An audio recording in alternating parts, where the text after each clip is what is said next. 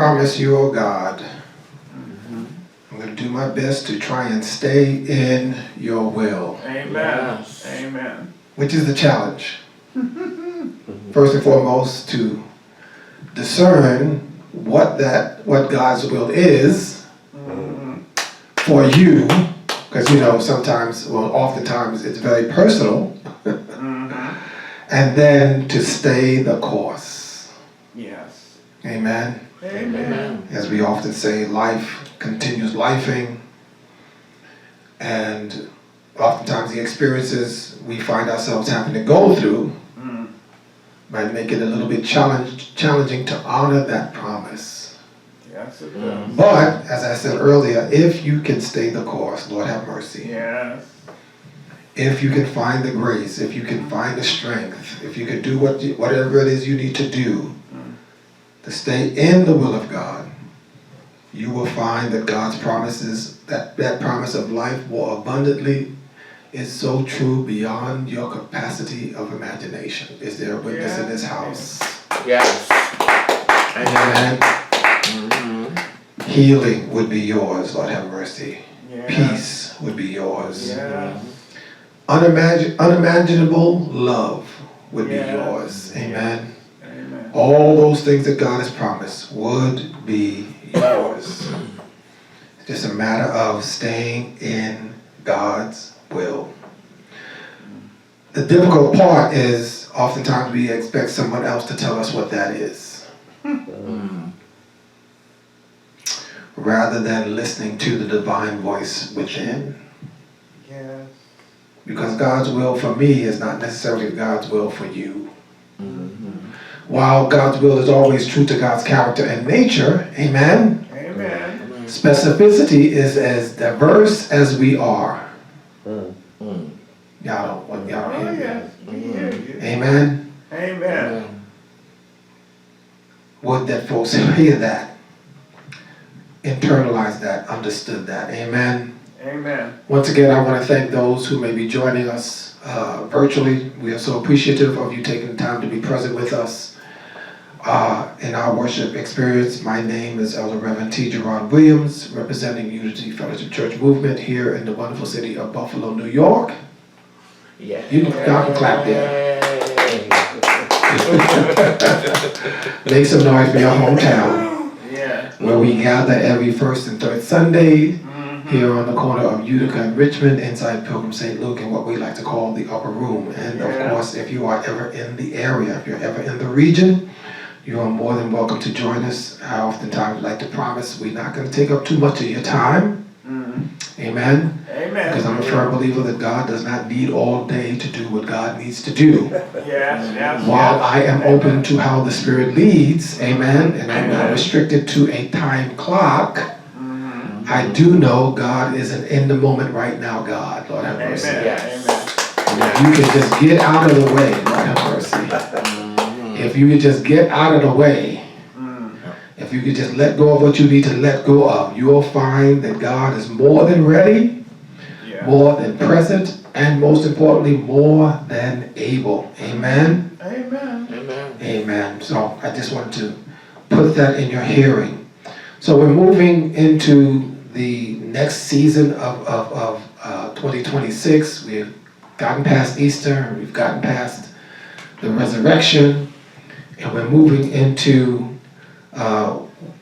what some would call the season of power. Oftentimes recognized as Pentecost Sunday, which is coming up within a month or so, I believe, which I think is still a relevant ideology as well as a relevant theology for individuals who speak a progressive language. The more we, let's go with that. The more we make the decision to focus internally rather than externally, you will find it will make a world of difference in your experiences. Amen? Amen. And so we're going to have a brief we're going to begin a conversation today about that, on what I'm going to call the gift of knowing. The gift of knowing. The Gospels conclude with Jesus giving his last remarks to his disciples and preparing them for his departure. And we read that there were some who were concerned about his leaving and whether or not they would be able to continue without him, especially having just returned after his resurrection. And so he had to convince them, I get your feelings, I get your emotions. Yes, we just went through a traumatizing experience, and yes, we just had a glorious experience with this whole idea of return and resurrection, but I cannot stay. And ultimately, you don't want me to stay. One, because I want to make sure that moving forward, this is not solely about me. My intention was never to create a new religion with me as the center, but more so, if I don't go, then the whole point of the exercise will be missed, because I need to go so that this new dynamic can show up. Amen? So I want to direct your attention to our text located in John 16, 13 and 5. If I don't leave, then what was it all for? John 16, verses 13 to 15. John 16. Amen. Everybody there? 14 through 16, verse? 13 to 15. Okay. Howbeit when he, and please pardon the gender association here, I'm always sensitive around that because I want to make sure we hear that in spirituality, gender is a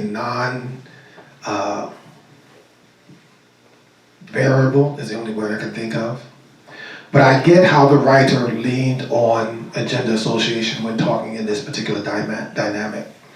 Howbeit when he, the Spirit of truth, is come, he will guide you into all truth. I find it interesting that this Spirit of truth is assigned the gender of he, and wisdom somehow was assigned the gender of she. But anyway, let's continue to read. When the Spirit of truth is come, he will guide you into all truth. For he shall not speak of himself, but whatsoever he shall hear, that shall he speak. And he will show you things to come. He shall glorify me, for he shall receive of mine, and shall show it unto you. And all things that the Father hath are mine, therefore say I, that shall he take of mine, and shall show it unto you. Can the church say amen? Amen. May the Lord add a blessing to the reading of the word. So Jesus says, it's important that I leave, because in order for this thing called the Spirit of truth to come, I have to go away. And this thing called the Spirit of truth will then return, and actually, more accurately, it's always been present, but will be sparked. Lord have mercy. Will be invoked. Will be, what's the term? The word escapes me. Ignited. Let's go with that. Okay. This Spirit of truth will be ignited within you and will lead and guide you to all truth. Because this Spirit of truth is connected, it comes from God, but it's connected to the Christ consciousness, Lord have mercy. Yes. And it will show you everything you need in your spiritual growth and or development. Amen. Amen. I need that to just sit with you for a couple of seconds. I think I mentioned some time ago that you can always tell someone's integrity by discerning their relationship with the truth. Okay. If folks are kind of loose around, not going to get into anybody's business. But I found, for me, I can always discern how much I want to invest in a relationship with someone.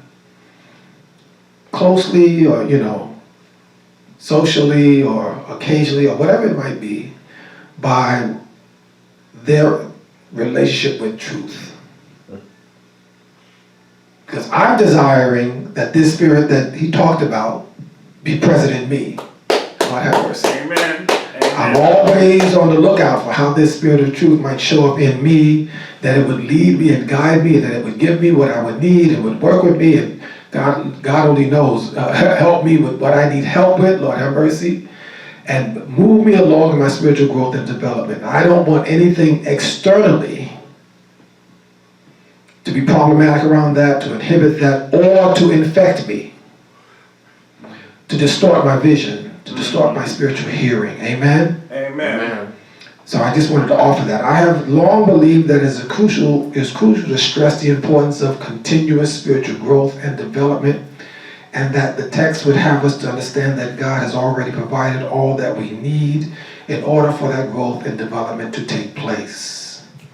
I have decided to internalize the saying that that which is stagnant leads toward death. And that which is moving or that which is flowing is about life. And this is especially more applicable within the spiritual realm. If you ever get lost in the forest, lost in the woods, you want to find flowing water. All right. Mm-hmm. You don't want to drink from a standing, stagnant pool. Oftentimes, natural laws are also applicable, or spiritual laws are also applicable in nature. Amen? Amen. Amen. So one of the things they used to teach, I was in the Boy Scouts for like a hot minute. I didn't last, didn't work out for me, but while I was there, what I did learn was water is life, especially flowing, moving water. Amen? Amen. And that which is stagnant might be challenging. Yes. And that's applicable even in spirituality. What you want is to always be growing, always be moving, always be flowing with the Spirit. And if at any point you find yourself stagnant, you ought to pause, Lord have mercy, and do have the internal questions around what is happening within me internally that I'm not hearing the voice of that Spirit of truth, the voice of that God, because I've grown stagnant in my daily activities. I've grown stagnant in my relationship. I've grown stagnant even within myself. Okay. I'm holding on to ideas and practices and tactics that worked 10 years ago when I may have been in survival mode and were necessary for survival, but I'm no longer in survival mode. However, I'm still utilizing those same tactics.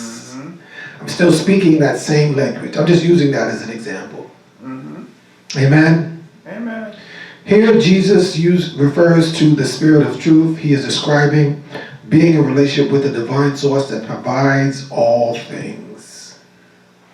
That source constantly is about leading you toward that abundant life that is promised.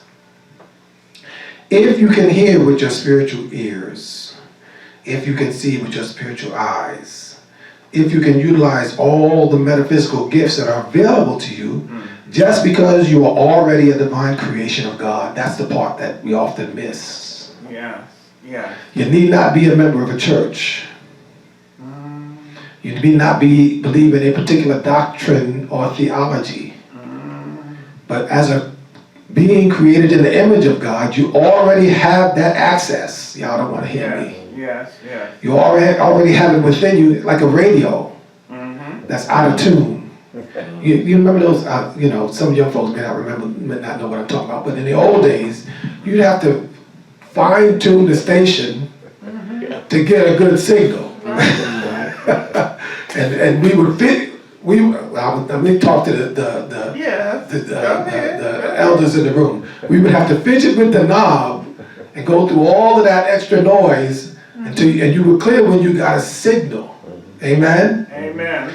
It's the same thing in spirituality. You want to fine tune the gifts that God has given you. Lord have mercy. Y'all don't want to talk to me. To disquiet all those other extra voices, Lord have mercy, because you want to be able to hear this thing Jesus calls the Spirit of truth. Lord have mercy. Amen. True that. That you already have access to. You don't need to earn it. You don't need to be baptized in whatever, fill in the blank. You don't have to be a member of a particular denomination, church, or theology. You have it simply because you are created in the image of God and it was given to you by your Creator. Yes. What does he say? My sheep know my voice, Yeah. and no other will they follow. Mm-hmm. Yeah. Yeah. Isn't that what he says? Yes. Amen? Amen. Amen. So if you can utilize all the medical gifts that are available to you just because you're already a divine creation of God, every life experience is an opportunity to know on yet another level. Mm-hmm. To know what?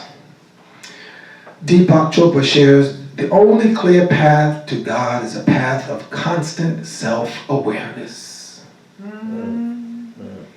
We are in a constant struggle to manifest our own divinity, our own inner Christ, to be the brightest light that we should be. Not comparing ourselves to others, not comparing ourselves to Jesus, but to be the Christ light we were created to be. And I want to be careful here. I'm not denying the importance of Jesus. But this is not an external thing, as you've heard me say so many times. This is an internal thing. And Jesus is the example that we should strive to emulate. Yes. Yes. Somebody better say something. What did he say? Greater things shall you do. Yes. For all that we see is written and recorded in the Bible around his mission, his ministry, and the miracles, he told us, greater things shall you do. Well, why is that? Why? Because I've got 3.5 years, you've got a lifetime. Lord have mercy.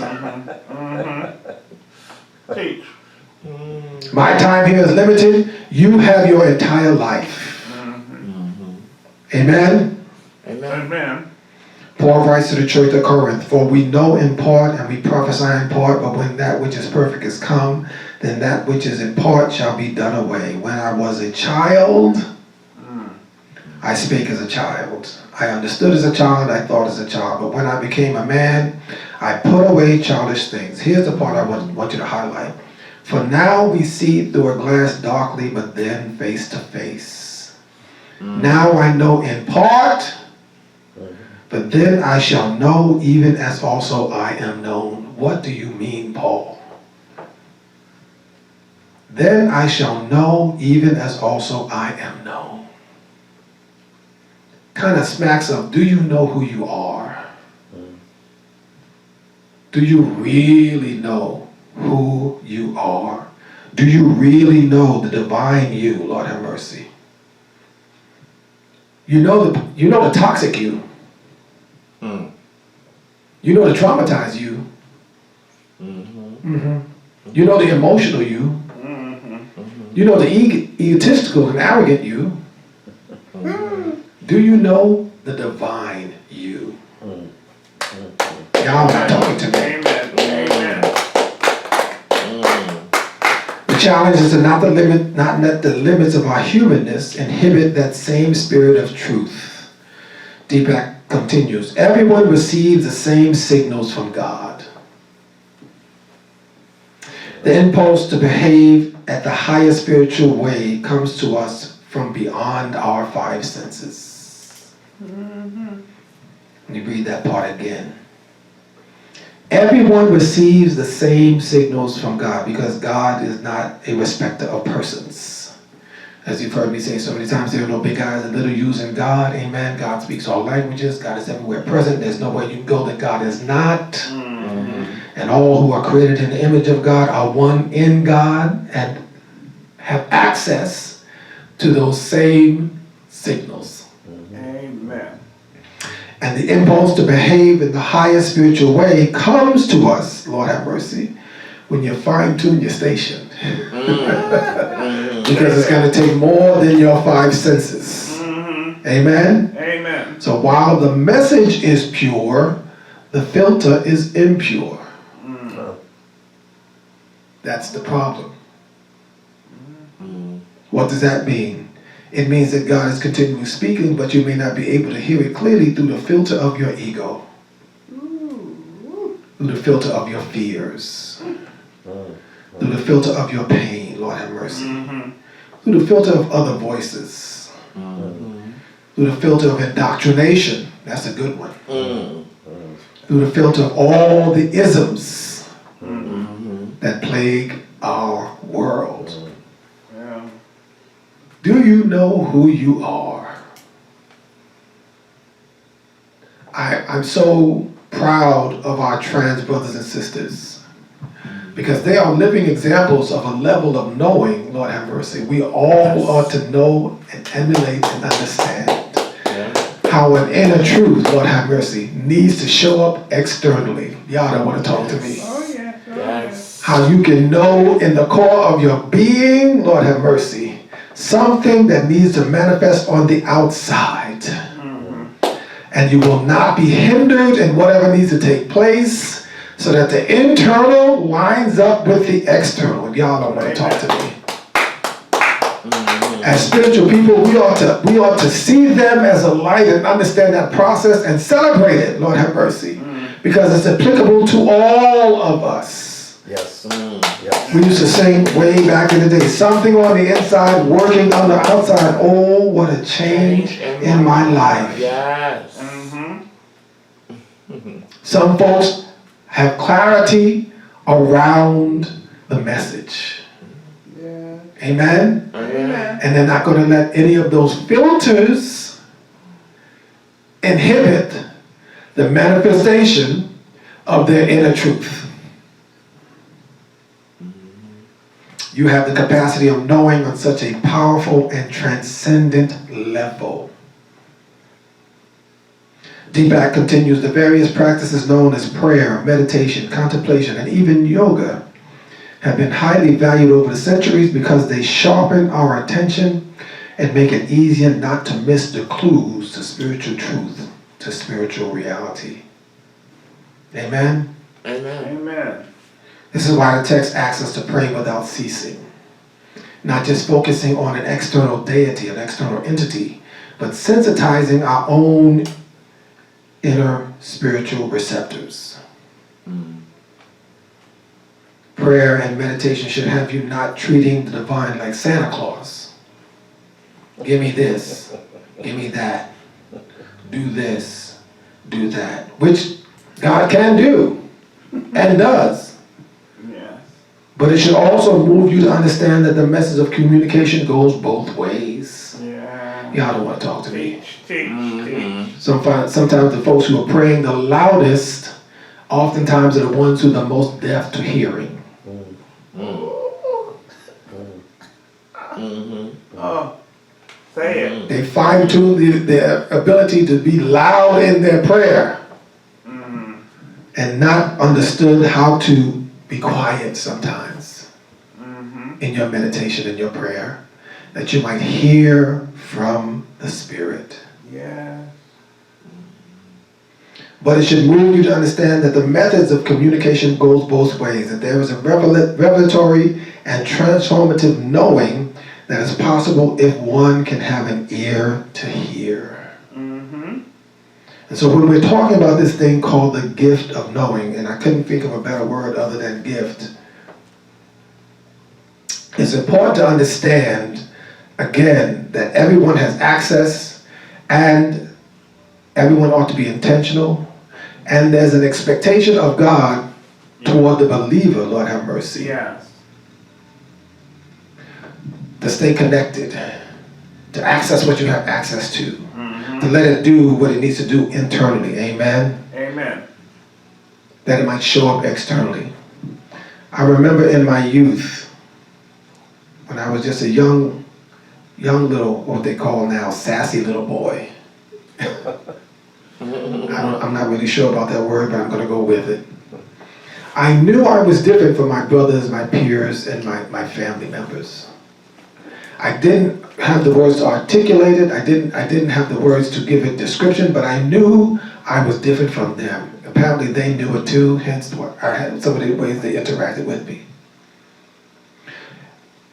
And it was a process of hearing the Spirit at each level of my growth to understand that I should not believe this thing that was different from, that made me different from others, somehow cut me off from God. Lord have mercy. Mm. And or that I was destined and determined for hell. Well, Because even before I knew how to describe it, I also knew that I love God. amen. Okay. I knew that I was different from others, Mm-hmm. and I knew that I loved God. Because the first time I was introduced to spirituality, I was all in. I think I was like 7 years old. My grandmother convinced my mother to take us to church because we hadn't been in a while. And baby, when I was in that Baptist church, something happened on the inside. So before I even understood the specifics, those two dynamics of knowing were already within me. Yes. And it's been a constant continuum ever since. Mm-hmm. Y'all don't want to talk to me. Amen. Amen. Amen. So when we are praying, Lord, do a new thing, you first ought to be able to look within. Lord, do a new thing within you, Lord have mercy. Because you ought to be somebody different than who you were yesterday. You ought to be somebody different than who you were last year. You ought to be someone different than who you were 5 years ago. Sometimes you ought to be different from who you were an hour ago. Thank God. Mm. Thank God. Mm. Because there might be an experience that you're having in which the Spirit of truth is all in and through there. Mm-hmm. And a transformation needs to happen. A certain experience of knowing needs to happen. A transformative experience of knowing needs to happen. And you ought to be able to look back over your life and see your growth. Yes. To God be the glory. Yes. Amen. You ever have one of those moments Yeah. where you look back over your experiences and wonder, Lord, how did I get over? In the moment, I was so afraid. In that moment, I was doubting. In the moment, I didn't see. In the moment, I was tossed to and fro. All the things. But here I stand by the grace of God. Yeah. Amen. Changed, Mm-hmm. transformed, and transcending. Mm-hmm. Because of this thing Jesus calls the Spirit of truth. Amen? Amen. Amen. Amen. Come on, put your hands together. Give God some praise.